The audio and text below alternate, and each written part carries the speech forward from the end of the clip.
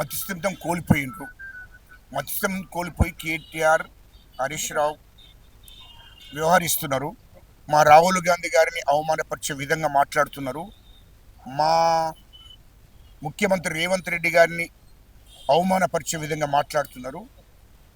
మరి కాబట్టి ఖచ్చితంగా వాళ్ళు ఎన్ని మాట్లాడినా తెలంగాణ ప్రజలు పట్టించుకునే పరిస్థితులు లేరు.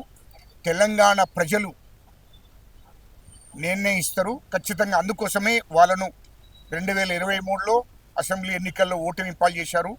ఎంపీలుగా పోటీ చేస్తే పార్లమెంట్ ఎలక్షన్లో కూడా డిపాజిట్లు కూడా దక్కలేదు. ఎమ్మెల్సీలుగా అడ్రస్ లేదు. ఇప్పుడు మన సర్పంచ్ దాంట్లో కూడా అడ్రస్ లేదు. ఇప్పుడు మున్సిపల్ ఎన్నికల్లో కూడా వాళ్ళ అడ్రస్ కూడా ఉండదు. మున్సిపల్ ఎన్నికల్లో కూడా ఎక్కడ కూడా వాళ్ళు గెలిచే పరిస్థితి లేదు. బీఆర్ఎస్ పార్టీ అనేది భూస్థాపితం అయిపోవడానికి సిద్ధంగా ఉంది. దాన్ని ఎవడు తెలంగాణ ప్రజలు కూడా పట్టించుకునే పరిస్థితులు లేరు అని చెప్పి ఈ సందర్భంగా నేను తెలియజేస్తున్నాను. ఖచ్చితంగా విచారణ చేయాలి. వాడే కూడా ఏమైనా దేశానికి స్వతంత్రం తీసుకొచ్చినోడా లేకుండా తెలంగాణ తీసుకొచ్చినోడా? ఖచ్చితంగా చట్టం ముందట అందరూ సమానమే కదా. అంటే ఎస్సీలకు, ఎస్టీలకు, బీసీలకు, మైనార్టీలకు ఒక చట్టం ఉంటుంది.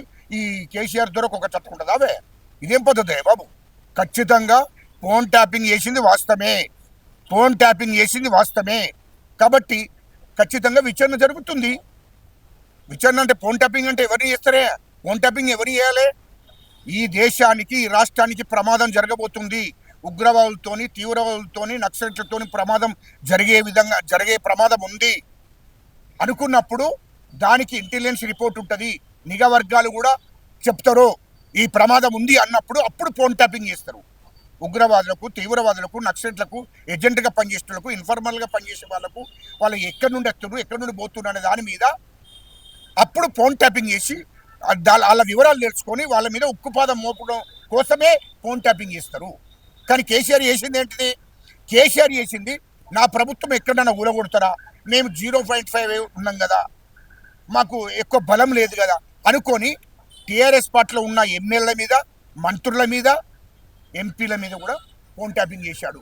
ఇటు కాంగ్రెస్ పార్టీ మా పిసిసి అధ్యక్షుడు రేవంత్ రెడ్డి గారి మీద, మా కాంగ్రెస్ ఎమ్మెల్యేల మీద ఫోన్ ట్యాపింగ్ చేశాడు. బీజేపీల మీద ఫోన్ ట్యాపింగ్, అన్ని కాంగ్రెస్ పార్టీ నాయకుల మీద, అన్ని పార్టీల నాయకుల మీద చేశాడు. మా కాంగ్రెస్ పార్టీ నాయకుల మీద కూడా ఫోన్ ట్యాపింగ్ చేసిండు. ఇది వాస్తవమే కదా. ఈ ఫోన్ ట్యాపింగ్ చేసి వీళ్ళు ఎప్పటికప్పుడు ఇవన్న కోరిండు. ఇలా రాజయ్య అన్నట్టయినా ఏది వరంగల్ రాజయ్యను డిప్యూటీ సీఎం ఆయన మీద ఫోన్ ట్యాపింగ్ చేసే ఆయన పదవిని ఉడబీకిండు. ఇది వాస్తవం కదా. అంటే ఈటల రాజేందర్ మీద ఫోన్ ట్యాపింగ్ చేసే ఆయన పార్టీ నుంచి బయటికి వెళ్ళగొట్టిండ్రు. ఇది వాస్తవమే కదా. ఇది కేసీఆర్ చేసిన పని. ఇక కేటీఆర్ దాన్ని ఆసరా తీసుకొని ఏది కేసీఆర్ అంటోడు ఫోన్ ట్యాపింగ్ ఈ విధంగా చేపిస్తే కేటీఆర్ ఏం చేశాడు? కేసీఆర్ ఏమో ఈ విధంగా చేశాడు. కేటీఆర్ ఏం చేశాడు? బిల్డర్ల ఫోన్ ట్యాపింగు, కాంట్రాక్ట్ల ఫోన్ ట్యాపింగు, ఇండస్ట్రీ వాళ్ళ మీద ఫోన్ ట్యాపింగు, అదేవిధంగా రియల్ ఎస్టేట్ వాళ్ళ మీద ఫోన్ ట్యాపింగు, సినిమా ఇండస్ట్రీ వాళ్ళది ఫోన్ ట్యాపింగు, సినిమా హీరోయిన్లది ఫోన్ ట్యాపింగు, జడ్జీలది ఫోన్ ట్యాపింగు, ఈ రాష్ట్రంలో ఉన్నటువంటి బడా హాస్పిటల్ ఎవరైతే ఉన్నారో హాస్పిటల్ డాక్టర్ల మీద, ఆ ఎండీల మీద, యజమానుల మీద కూడా వాళ్ళ ఫోన్లు కూడా ఫోన్ ట్యాపింగ్ చేయించాడు కేటీఆర్. మరి జ్యువెలర్ మీద, బంగారం షాప్ అంటే బంగారం వ్యాపారం చేసుకున్న జ్యువెలర్ వాళ్ళ మీద కూడా ఫోన్ ట్యాపింగ్ చేశాడు. వీళ్ళందరినీ బెదిరించి 100 కోట్లు వసూలు చేశాడు. ఇదే కేటీఆర్ అంటోడు చెప్తున్నా. ఇదే కేటీఆర్ అంటోడు వీళ్ళ వ్యాపారుల మీద, కాంట్రాక్ట్ల మీద, రియల్ ఎస్టేట్ వాళ్ళ మీద, అందరి మీద ఫోన్ ట్యాపింగ్ చేసి 100 కోట్లు వసూలు చేశాడు. సినిమా హీరోయిన్లు, కొత్తగా వచ్చిన సినిమా ఇండస్ట్రీకి వచ్చిన సినిమా హీరోయిన్లు ఆడపిల్లల మీద కూడా ఫోన్ ట్యాపింగ్ చేశాడు. వాళ్ళని ఫోన్ ట్యాపింగ్ చేసి వాళ్ళని లొంగ తీసుకున్నాడు.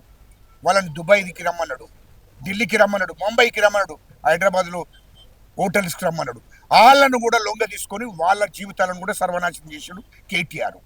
ఇవన్నీ ఫోన్ ట్యాపింగ్ చేసి వీళ్ళందరినీ 100 కోట్లు వసూలు చేసి సినిమా ఇండస్ట్రీ వాళ్ళ దగ్గర సినిమా హీరోయిన్లను లొంగ తీసుకొని ఇంత దుర్మార్గమైన పనులు చేసి జడ్జి ఫోన్ ట్యాపింగ్ చేశారు. ఇదేం పద్ధతి అయ్యా? ఫోన్ ట్యాపింగ్ చేసి ఈ విధంగా ఫోన్ ట్యాపింగ్లు వాళ్ళ హక్కులను కాల రాస్తారా ఫోన్ ట్యాపింగ్ చేసి? ఇదేం పద్ధతి? వాళ్ళ ఆత్మగౌరవాన్ని దెబ్బతీస్తారా ఫోన్ ట్యాపింగ్ చేసి? అంటే ఇలాంటి దుర్మార్గమైన పనులు ఎప్పుడన్నా ఏ ప్రభుత్వం చేసిందా? ఈ దేశానికి స్వతంత్రం వచ్చి నుంచి ఇప్పటిదాకా రాష్ట్రాలలో ఏ ప్రభుత్వాలన్నా ఈ విధంగా చేసినాయా? ఓన్లీ కేసీఆర్ ప్రభుత్వం, కేటీఆర్ అంటూ చేశాడు. సొంత చెల్లె చెప్తుంది కవిత, నా భర్త ఫోన్ కూడా ఫోన్ ట్యాపింగ్ చేసిందని. ఇంత దుర్మార్గమైన పనులు ఉంటాయా? ఎందుకు విచారణ చేయకూడదు? ఈ రాష్ట్రాన్ని దోసుకున్నోళ్ళు కేటీఆర్ అన్నట్టు, హరీష్ రావు అన్నట్టు 3 లక్షల కోట్లు ఈ రాష్ట్రాన్ని దోసుకున్న 2010 నుంచి 2023 దాకా. ఆయన ముఖ్యమంత్రి కేటీఆర్ ఉన్నప్పుడు ఎందుకు విచారణ చేయకూడదు? కాళేశ్వరం ప్రాజెక్టులు 1,00,000 కోట్లు దోసుకున్నారు. విద్యుత్ మీద 80,000 కోట్లు దోసుకున్నాడు. ఎందుకు విచారణ చేయకూడదు? ఈ కార్ రేసింగ్లో కోట్ల రూపాయలు దోసుకున్నాడు. ఎందుకు విచారణ చేయకూడదు? ఫోన్ ట్యాపింగ్ చేయించాడు. ఎందుకు విచారణ చేయకూడదు? ఖచ్చితంగా విచారణ జరుగుతుంది. ఖచ్చితంగా. ఇయ్యల్లో హైదరాబాద్ చుట్టూ 30,000 ఎకరాల భూమి కేటీఆర్, హరీష్ రావు బినామీ పేర్ల మీద ఉంది. ఎందుకు విచారణ చేయకూడదు? ఖచ్చితంగా విచారణ చేయడమే, చట్టపరమైన చర్య తీసుకోవడమే. ఎందుకంటే కేటీఆర్, హరీష్ రావు అన్నటువంటి మీద ఖచ్చితంగా విచారణ జరుగుతుంది. ఖచ్చితంగా వాళ్ళని టీఆర్ జైలుకు పంపక తప్పదు అని చెప్తున్నా. విచారణ ఖచ్చితంగా. రాజకీయ కక్షలు ఉంటే మా ముఖ్యమంత్రి రేవంత్ రెడ్డి గారు 2023 డిసెంబర్ 7 తారీఖు నాడు ప్రమాణ స్వీకారం చేసినాక వితిన్ 1 మంత్లో, అంటే నెల రోజుల్లోనే కేటీఆర్ను అరెస్ట్ చేయాలి. హరీష్ రావు అంటుంది అరెస్ట్ చేసి జైలుకు పంపాలి. కానీ మా ముఖ్యమంత్రి గారు చేయలే. మా ముఖ్యమంత్రి గారిని పిసిసి అధ్యక్షుడు ఉన్నప్పుడు సొంత బిడ్డ బిడ్డ కూడా ఉన్నది, బిడ్డ పెళ్లి కూడా ఉన్నది. అప్పుడు అర్ధరాత్రి ఇంట్లోకి పోయి మానవత్వం లేకుండా కేటీఆర్ అంటాడు, మానవత్వం లేకుండా అధికారాన్ని దుర్వినియోగం చేసి పోలీసు వాళ్ళు పంపించి అరెస్ట్ చేసి జైలుకు పంపించాడు. కానీ అది కూడా మా ముఖ్యమంత్రి రేవంత్ రెడ్డి గారు మనసులో పెట్టుకోలేదు. ప్రజలకు ఇచ్చిన మాట, తెలంగాణ ప్రజలను సమానంగా చూసుకోవాలని, నీతి నిజాయితీగా నేను పరిపాలించాలని ఆలోచనతోని పరిపాలన నడిపిస్తున్నాడు. ఒకవేళ కక్ష సాధింపు ధోరణి అయితే మా ముఖ్యమంత్రి రేవంత్ రెడ్డి గారి ప్రమాణ స్వీకారం చేసిన నెల రోజులకి కేటీఆర్ హరీష్ రావు జైలు ఉండాలి. కానీ అట్లా ఉంచలేదే. వాస్తవాలు బయటికి రావాలి, విచారణ జరగాలి, నీతి నిజాయితీగా విచారణ జరగాలి అని చెప్పి మా ముఖ్యమంత్రి రేవంత్ రెడ్డి గారు అధికారంలోకి వచ్చి ఇప్పటికి 2 ఏళ్ళు దాటిపోయింది. కానీ ఎక్కడ కూడా అరెస్టులు చేయలే. ఎందుకు చేయలే? నీతి నిజాయితీపరుడు మా ముఖ్యమంత్రి రేవంత్ రెడ్డి గారు.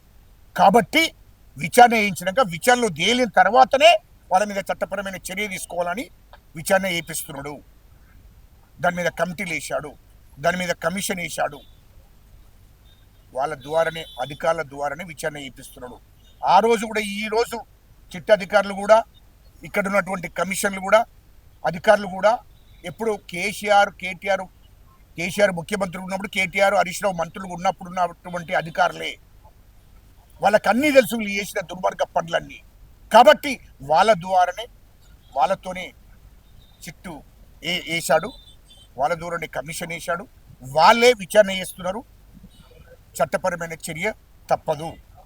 చట్టం ఎస్సీలకు, ఎస్టీలకు, బీసీలకు, మైనార్టీలకు, ఈ నాయకులకు ఒక న్యాయం, ఈ దొరకొక న్యాయం కాదు. అందరికీ చట్టం సమానమే. కాబట్టి చట్టపరమైన చర్య, విచారణ తర్వాత చట్టపరమైన చర్య తీసుకుంటారు. వీళ్ళని టీఆర్ జైలుకు పంపక తప్పదు. Subscribe us and press the bell icon for more interesting updates.